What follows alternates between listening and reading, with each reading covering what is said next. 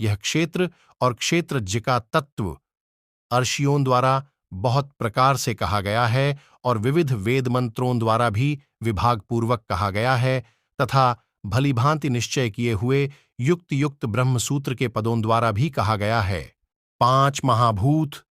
अहंकार, बुद्धि और मूल प्रकृति भी तथा 10 इंद्रियां, 1 मन और 5 इंद्रियों के विषय अर्थात शब्द, स्पर्श, रूप, रस और गंध तथा इच्छा, द्वेष, सुख, दूहक, स्थूल देह का, पिंड चेतना और धृति 2, इस प्रकार विकारों के सहित यह क्षेत्र संक्षेप में कहा गया। श्रेष्ठता के अभिमान का अभाव, दंभाचरण का अभाव, किसी भी प्राणी को किसी प्रकार भी न सताना,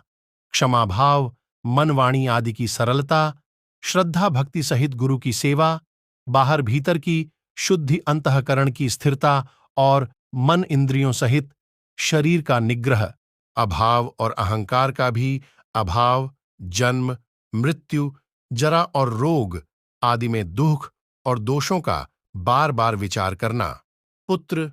स्त्री, घर और धन आदि में आसक्ति का अभाव, ममता का न होना तथा प्रिय और अप्रिय की प्राप्ति में सदा ही चित्त का सम रहना, मुझ परमेश्वर में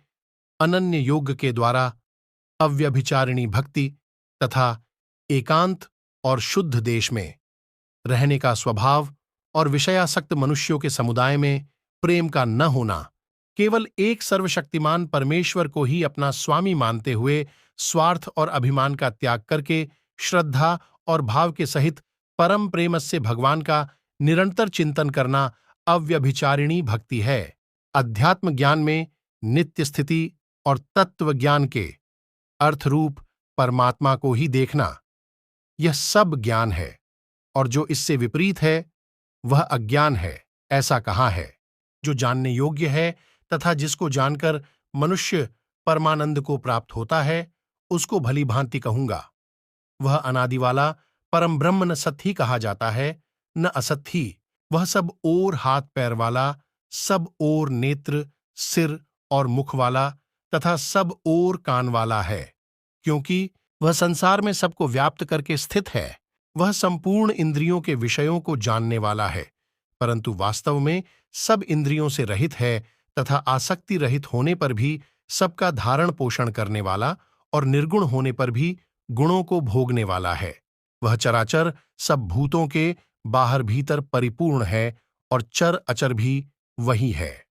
और वह सूक्ष्म होने से अविज्ञेय है तथा अति समीप में और दर में भी स्थित वही है। आकाश जिस प्रकार वायु, अग्नि, जल और पृथ्वी का कारण रूप होने से उनको व्याप्त करके स्थित है, वैसे ही परमात्मा भी सबका कारण रूप होने से संपूर्ण चराचर जगत को व्याप्त करके स्थित है। जैसे सूर्य की किरणों में स्थित हुआ जल सूक्ष्म होने से साधारण मनुष्यों के जानने में नहीं आता है, वैसे ही सर्वव्यापी परमात्मा भी सूक्ष्म होने से साधारण मनुष्यों के जानने में नहीं आता है।